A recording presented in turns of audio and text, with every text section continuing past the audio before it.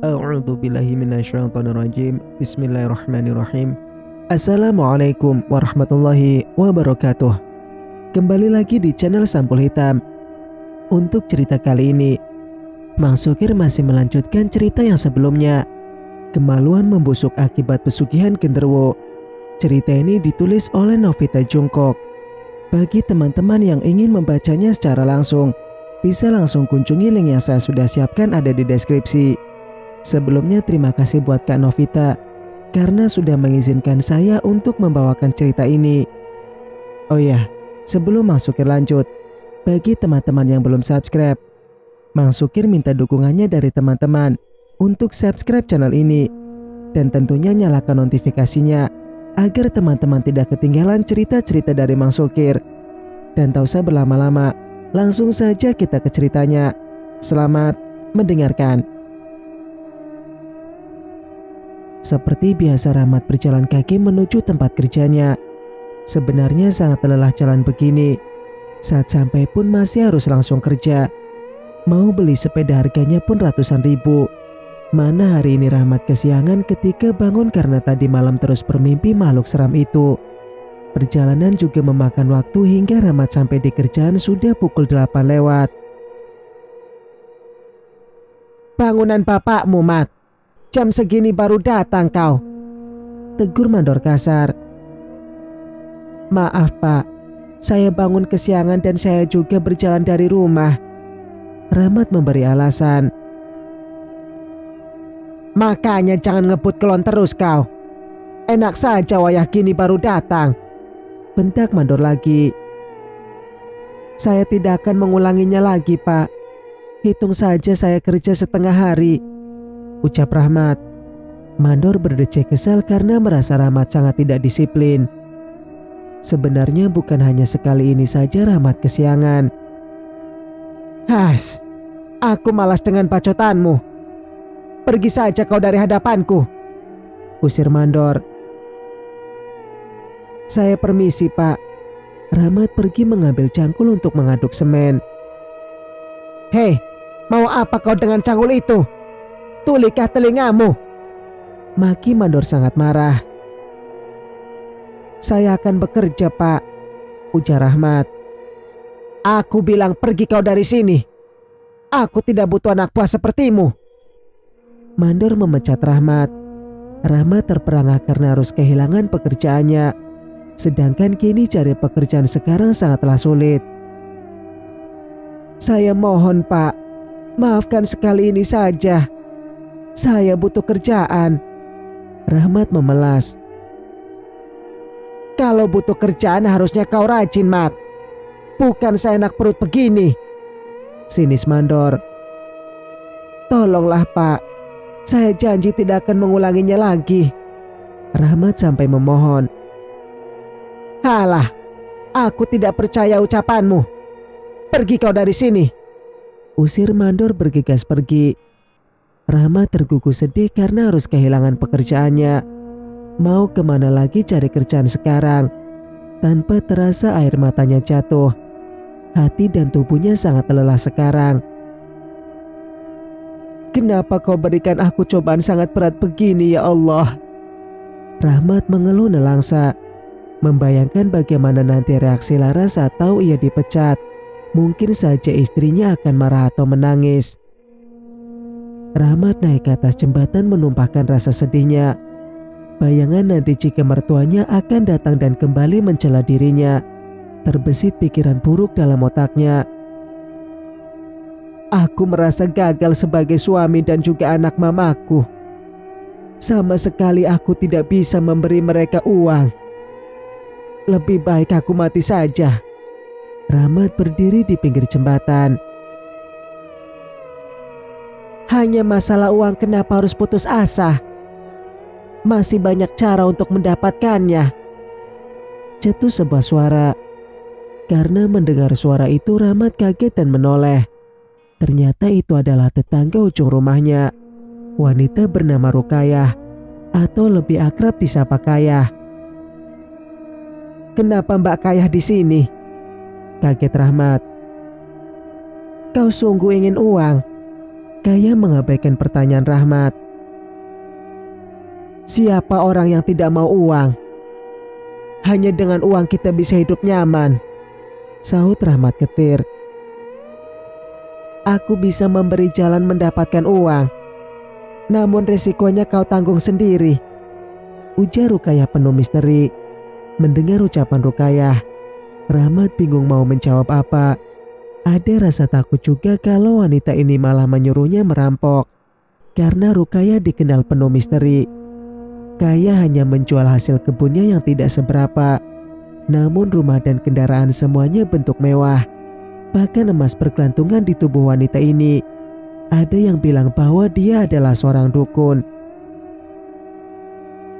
Bagaimana caranya, Mbak? Tanya Rahmat penasaran. Pesugihan. Hah, memang itu sungguh ada. Rahmat tidak percaya dengan ucapan Kayah. Tinggal kau mau apa tidak. Jika mau datanglah ke rumahku nanti selepas maghrib. Rukayah bergegas pergi. Bimbang hati Rahmat mau percaya atau tidak. Ada juga rasa takut jika itu memang ada. Masih ada rasa takut kepada Tuhannya. Tapi setan Rahmat berbisik kalau Tuhannya tidak adil kepada dirinya. Sekitar pukul 3 sore Rahmat pulang dengan langkah kontai. Agak takut jika Laras mengamuk setelah tahu bahwa dirinya tidak punya pekerjaan lagi. Loh, kok Mas cepat banget pulang? Heran Laras saat sedang mengambil baju yang ia jemur. Iya dek, Rahmat berusaha tersenyum. Sampai dalam rumah ia termenung mencari awalan mau memberitahu kepada istrinya. Bahkan jantung Rahmat amat berdebar. Mas sakit? Kok pulang awal? Laras kembali bertanya. Mas dipecat dek. Lirik Rahmat tak berani menatap istrinya. Baju yang Laras pegang jatuh ke lantai. Dunianya semakin memburuk setelah masalah ekonomi seret. Kini Rahmat malah dipecat. Semakin sengsaralah rasanya hidup. Kamu jangan cemas ya. Nanti Mas akan coba cari kerja lagi, hibur Rahmat. Selama kamu cari kerja kita mau makan apa? Kamu kerja saja hidup kita sengsara, Mas. Laras langsung menangis. Yang sabar Tode. Mas juga tidak mau hidup sengsara begini, ujar Rahmat mengguyar rambutnya. Kurang sabar apa aku sama kamu, Mas? Saat orang lain beli ini dan itu, aku hanya diam menahan keinginan. Apa pernah aku nuntut kamu untuk membelikan aku? Teriak Laras. Kalau punya uang Mas pasti beliin kamu, dek. Tapi keuangan kita memang seret, ujar Rahmat melembut. Menyesal aku nikah, Mas. Lebih baik aku jadi perawan tua daripada harus hidup sengsara begini. Sentak Laras membanting pintu kamar. Hati Rahmat tersentil karena Laras bilang menyesal nikah. Apa mungkin istrinya tidak bahagia menikah dengannya? Lagi pula memang sudah jelas jika Laras tidak bahagia. Andai dia kaya maka istrinya akan bahagia. Lalu kamu sekarang mau bagaimana, Ras? Rahmat menyusul istrinya di kamar. Aku mau uang banyak, Mas. Bisa belanja kebutuhan tanpa memikirkan uang akan habis, geram Laras.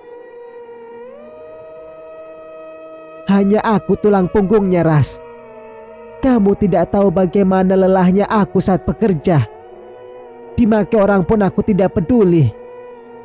Hanya berharap uangku banyak, bentak Rahmat.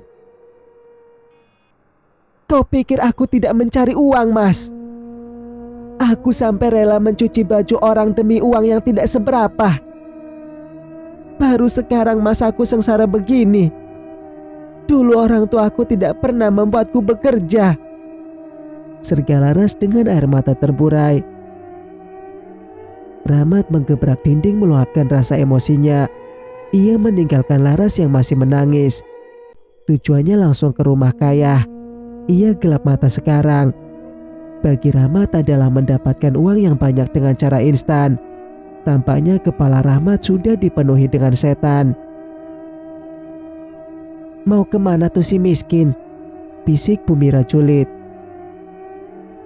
"Katanya suami saya, dia dipecat kerja karena selalu datang kesiangan," sahut Bu Lula yang istrinya mandor. "Wah, tambah miskin dong sekarang," ejek Dina keras. Rahmat menahan amarahnya agar tidak meluap. Ia abaikan saja gunjingan mereka semua. Ia fokus menuju rumah Rukaya paling ujung. Singkat cerita, suasana seram di rumah Rukaya membuat Rahmat agak bergidik ngeri. Pintu rumah terbuka sendiri dari dalam. Rahmat perlahan masuk karena takut juga dikira maling. Pintu rumah terbanting menutup kembali dengan kerasnya ketika Rama sudah di dalam. Tentu saja Rahmat terjingkat kaget. "Duduklah," suara Rukaya terdengar tanpa wujud. "Di mana kamu, Mbak?" Rahmat mencari keberadaan Kayah. "Aku di depanmu gini kok masih nanya?" Cetus Rukaya yang tiba-tiba saja sudah duduk di depan dupa mengepul. "Ya Allah!" Seketika rumah Kayah bergetar karena Rahmat menyebut Tuhannya. Rukaya menatap Rahmat penuh amarah. "Jangan kau sebut nama itu di dalam rumahku!" bentaknya. Rahmat menutup mulut dan duduk di hadapan Rukayah. Semua barang di rumah ini tampak mewah dan bagus. "Apa yang kau inginkan?" tanya Rukayah. "Aku hanya ingin banyak uang agar tidak dihina orang," sahut Rahmat. "Masuklah ke dalam kamar itu. Nanti kau akan diajak bicara oleh seseorang," suruh Mbak Kayah. Walau agak ragu dan takut, namun keinginannya menjadi kaya lebih kuat. Maka Rahmat membuka pintu kamar yang diberi tirai warna hijau. Rahmat menatap sekeliling yang penuh dengan lukisan. "Ada perlu apa kau mencari kami, anak manusia?" tanya suara menggema. Aku ingin kaya," jawab Rahmat mencari sumber suara. "Aku bisa memberimu kekayaan yang melimpah, namun ada syaratnya," ujar makhluk itu. "Apa syarat yang harus aku berikan?" tanya Rahmat. Bukan tanpa sebab Rahmat berani mencari pesugihan. Ia berpikir bahwa sekarang tidak punya anak, maka makhluk itu tidak akan minta tumbal anak. "Aku ingin istrimu melayaniku setiap malam purnama penuh." Akhirnya sosok itu menunjukkan wujudnya. "Hah!" Rahmat terjatuh saking kagetnya melihat wujud genderuwo itu. Lidah basah yang panjang mencuntai serta kemaluannya yang sangat panjang terlihat menggantung. Taringnya mencuat tajam di bibirnya. "Tolong jangan libatkan istriku, Mbah. Biar aku sendiri yang menanggung semua ini," pinta Rahmat tak tega jika Lara sampai disetubuhi makhluk seram ini. "Ingin harta tapi banyak tingkah," genderuwo menggeram. "Berikan syarat yang lain, Mbah. Saya mohon," Rahmat memelas. Genderuwo tanpa memikirkan apa yang akan jadi syaratnya. Makhluk yang dikenal dengan nafsu yang sangat menggila. Sementara itu Rukaya tanpa mondar-mandir menunggu Rahmat. Jika berhasil maka ia akan minta komisi. Oleh karena itulah dirinya jadi banyak uang dan kaya. Rukaya tidak mau disetubuhi genderuwo itu jika dirinya sendiri yang mencari pesugihan. Lebih baik ia mengumpankan orang lalu meminta bagian. Bagaimana? Hampir 2 jam lamanya Rahmat di dalam ruangan itu, dan akhirnya keluar dengan kondisi amburadul. Namun bajunya terbungkus sesuatu. "Aku berhasil," jawab Rahmat dengan senyum merekah. Jangan lupa bagianku. Pesugihan apa yang kau ambil? Tanya Mbak Kaya. Karena ternyata Mbak Kaya memelihara 2 makhluk yang bisa memberikan kekayaan. Bagi yang tidak sanggup dengan genderuwo itu, maka ada sosok wanita setengah ular. Namun Nyisimah nama wanita ular itu tidak bisa ambil sendirian. Genderuwo tersebut masih tetap ikut walau tidak bisa menyetubuhi istri peminta tumbal. Genderuwo hanya masuk ke dalam tubuh Rahmat untuk mencari mangsa gadis-gadis perawan di malam purnama penuh. Berikan aku 500 juta. Rukaya menodongkan tangannya. Hah, kenapa banyak sekali? Kaget Rahmat keberatan. Hei miskin, uang yang akan diperoleh nanti akan berlipat-lipat banyak dari yang kuminta. Bentak Mbak Kaya. Rahmat berat hati harus memberikan uang kepokan yang baru diberikan oleh Nyisimah. Hanya tersisa 10 lembar uang berwarna merah.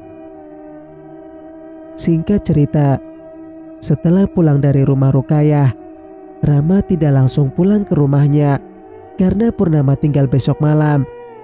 Maka malam ini ia harus mendapatkan mangsa. Dina yang sedang santai bermain ponsel segera mengintip dari jendela. Terlihat Rahmat berdiri di depan pintu. Dina segera membenarkan rambutnya dan melepaskan bra yang ia pakai. Ngapain kamu kesini? Tanya Dina memasang wajah cuek. Aku boleh mampir sebentar ndak? Rasanya tubuhku lemas. Ujar Rahmat memelas. Mendapat kesempatan langka begini, tentu saja Dina girang bukan kepalang. Anak toke kepala ini segera membawa Rahmat masuk ke dalam rumahnya yang besar. Tak lupa membuatkan kopi untuk Rahmat. Saat memberikan kopi, sengaja Dina menundukkan ke bawah sehingga bukitnya yang belum terjamah tampak menggantung. Rahmat menelan ludah melihat pemandangan itu. Dina memang menyukai Rahmat sejak dulu, namun Rahmat malah mencintai Laras temannya Dina. Kenapa kamu memangnya, Mas? Tanya Dina duduk di samping Rahmat. Pusing sedikit, Din. Jawab Rahmat menaruh tangannya di paha Dina. Meremang tubuh Dina mendapat sentuhan walau cuma begitu saja. Rahmat juga agak bingung dengan tubuhnya yang sangat bernafsu hanya dengan melihat wanita saja. Kamu mau nginap di sini nggak, Mas? Tawar Dina menempelkan bukitnya di dada Rahmat. Bagaimana kalau besok saja? Malam ini aku harus pulang dulu, ujar Rahmat. Halah, bohong saja kamu. Palingan besok juga tidak jadi. Dina merengut masam. Rahmat menarik dagu Dina dan melahap bibir yang cemberut itu. Tangannya menjelajah di bukit kembar yang masih belum pernah di-unboxing. Ayolah, Mas. Rengek Dina yang sudah tenggelam. Besok saja ya. Mas janji besok akan kesini, pucuk Rahmat. Aku pengennya sekarang. Singkat cerita, besok Mas akan berikan yang lebih enak lagi. Kamu tunggu ya. Bisik Rahmat berdiri. Jangan bohong ya, rengek Dina. Enggak, kamu siap-siap saja, bisik Rahmat dan segera keluar dari rumah Dina. Sekitar pukul 2 malam Rahmat tiba di rumahnya sendiri. Sarah yang membukakan pintu. Rahmat langsung masuk ke kamar mencari istrinya. Mas. Laras kaget karena Rahmat menyingkap dasternya. Kondisi suaminya juga sudah siap bertempur. Laras berusaha menolak karena banyak pikiran, tapi tidak kuasa karena tenaga Rahmat sangat kuat malam ini. Kaki Laras terbuka lebar dan Rahmat mengucapkan miliknya. Laras mengeluh karena merasakan miliknya penuh. Tidak peduli dengan ucapan istrinya, Rahmat menggila malam ini. Bahkan ini sudah hampir 1 jam bermain. Laras terkulai lemas tak berdaya, namun Rahmat belum berhenti juga. Udah Mas, aku capek, teriak Laras tertahan karena takut Sarah dengar. Sebenarnya Laras pun menikmati permainan Rahmat yang cukup kasar malam ini. Laras menggeliat ke sana kemari menahan sakit dan nikmat bersamaan. Singkat cerita, pagi hari menyapa pasangan yang hidup dalam kesusahan ini. Rahmat terbangun ketika matahari sudah meninggi. Terperanjat mengingat bagaimana tadi malam ia menghabiskan malam bersama istrinya. Perlahan Rahmat bangun dan menyibak selimut Laras. Ternyata bagian bawah istrinya belum mengenakan apapun. Takut jika istrinya sampai celaka, Rahmat meneliti lembah Laras. Laras melenguh bangun membuka matanya. Tubuh Laras akan mau lepas satu persatu dari engselnya. Selama menikah dengan Rahmat, baru inilah Laras melewati malam yang sangat luar biasa. "Gak ada yang sakit kan, Dek?" tanya Rahmat cemas. "Gak sakit dari mana? Ini pasti sakit nanti buat pipis." Rutuk Laras berusaha berdiri. "Maafin Mas ya." Rahmat membantu istrinya berjalan. "Udah kayak perawan aja aku jadinya. Mana cucian aku banyak." Rutuk Laras. "Tapi enak kan?" Koda Rahmat. Laras hanya menepuk pundak suaminya pelan karena malu. Sesuai dengan dugaannya, lubang Laras sangat perih ketika untuk pipis. Laras merengis ngilu memegangnya dengan tangan. Sekalian Laras mandi wajib untuk membersihkan dari segala hadas. Sekalian mau sholat duha agar rezekinya lancar. Rahmat masuk kamar mandi juga setelah Laras selesai. Di dalam otaknya masih memikirkan alasan apa yang akan dipakainya nanti. Dek," panggil Rahmat ketika Laras usai sholat. "Iya." "Mas berpikir untuk merantau ke kota. Ada teman dari kampung sebelah yang ngajak," ujar Rahmat. "Kerjanya sudah pasti apa tidak, Mas? Nanti kamu sudah ke sana malah gak ada kerjaan. Laras takut suaminya terlunta-lunta di kota." "Sudah, Dek. Bahkan Mas juga sudah diberi uang muka." Rahmat mengeluarkan uang 1 jutanya. "Beneran, Mas? Emangnya kerja apa?" Laras tampak kaget. Belum tahu, Dek." Rahmat tidak bisa mengarang apa pekerjaannya. "Loh, kamu apa gak nanya toh? Aku takut kalau malah nanti kamu kerja haram, Mas," ucap Laras. Dan hati Rahmat berdetak karena ucapan istrinya. Ini memang perbuatan dilaknat Tuhan, bukan hanya haram saja. "Tidak usahlah, Mas. Aku tidak mau kamu terjerumus nanti di kota," larang Laras. "Di sini Mas juga gak punya kerjaan toh, Dek. Kamu mau kelaparan?" Rahmat berusaha membujuk istrinya. Laras menunduk mendengar ucapan suaminya. Kini Rahmat memang sudah tidak punya kerjaan. Mau makan apa mereka? Kalau dapat kerjaan kan bisa buat hidup. "Kamu lihat dulu saja kerjanya apa. Kalau tidak halal kamu pulang ya, Mas." Laras dengan berat hati akhirnya setuju. "Iya, Dek. Masakah langsung pulang kalau memang kerjaannya beresiko?" janji Rahmat. "Lalu kapan kamu berangkatnya?" tanya Laras. "Nanti sore, Dek. Arman ngajaknya habis maghrib," bohong Rahmat. "Aku pinjam motor ibu ya buat nganterin kamu," tawar Laras. "Gak usah, Dek," tolak Rahmat cepat. "Kenapa? Kampung sebelah lumayan jauh, Mas," ucap Laras. "Dia nunggu di jalan ujung. Kamu di rumah saja biar tidak dilihat orang, Dek. Mas gak mau kamu terus dicibir orang." Rahmat sangat bisa mencari alasan. Laras memeluk suaminya erat. Baru kali ini mereka akan berpisah jauh. Laras tidak pernah Rahmat tinggal. Tentu saja hati wanita ini tidak tenang. Sedangkan Rahmat berdegup kencang karena merasa berdosa sudah membohongi istrinya. Padahal malam ini akan menginap di rumahnya Dina. Singkat cerita, "Kamu hati-hati ya, Mas." Laras melepas suaminya dengan air mata. "Jangan menangis, Dek. Mas janji akan pulang membawa uang banyak." hidup kita akan membaik setelah ini. Rahmat mencium kepala istrinya. Tak lupa Laras menyalami tangan suaminya yang coklat berotot. Tanda tangan pekerja keras.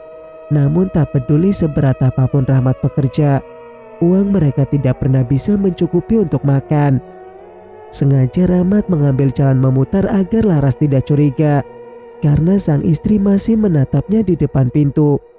Dengan sumringah bahagia, Rahmat melambaikan tangan kepada istrinya. Tanpa Laras sadari bahwa itu adalah lambaian tangan terakhir Rahmat sebagai orang yang taat kepada Tuhan. Dinda yang memang sudah menunggu kedatangan Rahmat pun langsung bersiap membuka pintu belakang. Memang benar Rahmat yang datang membawa ransel di punggungnya. "Loh Mas, kamu mau kemana bawa tas begitu?" kaget Dina. "Aku mau keluar kota, Din," jawab Rahmat. "Kok gitu? Katanya mau hidup sama aku." Dina merenggut masam. "Malam ini Mas akan hidup bersamamu." Rahmat menoel dagu Dina. Hanya sentuhan begitu saja sudah membuat Dina mekar. Langsung saja ia menarik Rahmat masuk ke dalam kamar. Ia masuk ke dalam kamar mandi untuk ganti baju. Begitu keluar sudah menggunakan baju dinas. Rahmat menelan air ludah melihat tubuh Dina yang sintal hanya menggunakan jaring laba-laba. Diliriknya jam yang hampir maghrib. Bulan mulai ingin menampakkan diri. Langsung saja Rahmat menarik Dina dan mencumbuinya secara brutal. Bahkan untuk bernapas saja rasanya susah saat Rahmat melumat bibirnya. Erangan Dina semakin membuat Rahmat menggila. Keduanya sudah tidak menggunakan apapun lagi. Dina membuka kakinya lebar pertanda siap dimasuki. Rahmat sedikit kaget karena baru sadar miliknya bertambah besar 2 kali lipat. Hampir sama besar dengan lengannya. "Besar sekali milikmu, Mas." Dina bergidik ngeri. "Ini akan memuaskanmu, sayang," bisik Rahmat menghujamnya kasar. Dina terdogak tanpa suara ketika Rahmat memasuki pintunya yang masih disegel. Terasa sangat sakit dan perih. Bahkan air mata Dina saja mengalir tanpa disengaja. "Sakit, Mas. Tunggu, Mas. Sakit sekali," pekik Dina ketika Rahmat mulai memompa. Namun Rahmat tidak peduli sedikit pun pada Dina. Nafsunya sangat di luar nalar. Ia memaju mundurkan tanpa perasaan sehingga Dina benar-benar sangat kesakitan di awalnya. Berbeda dengan Dina yang kesakitan, Rahmat malah merasakan nikmat yang luar biasa pada tongkatnya. Tanpa perasaan ia terus bermain brutal. Sedangkan di rumah Rahmat yang reot, kini Laras sedang berdoa pada Tuhannya agar sang suami tiba dengan selamat sampai tujuan. "Lindungilah suami hamba ya Allah. Semoga Engkau meridhoi jalannya." Doa Laras berlinang air mata. Tanpa tahu kebenarannya kalau sekarang Rahmat telah mengkhianatinya dengan Dinda. Melewatkan malam panas yang amat memuaskan bagi Rahmat. Darah perawan membasahi spray bersama cairan lainnya. Tidak peduli dengan Dina yang sudah pingsan tak berdaya, Rahmat masih saja terus bermain. Bersambung, nantikan kelanjutan ceritanya di video berikutnya. Mang Sukir pamit. Wassalamualaikum warahmatullahi wabarakatuh.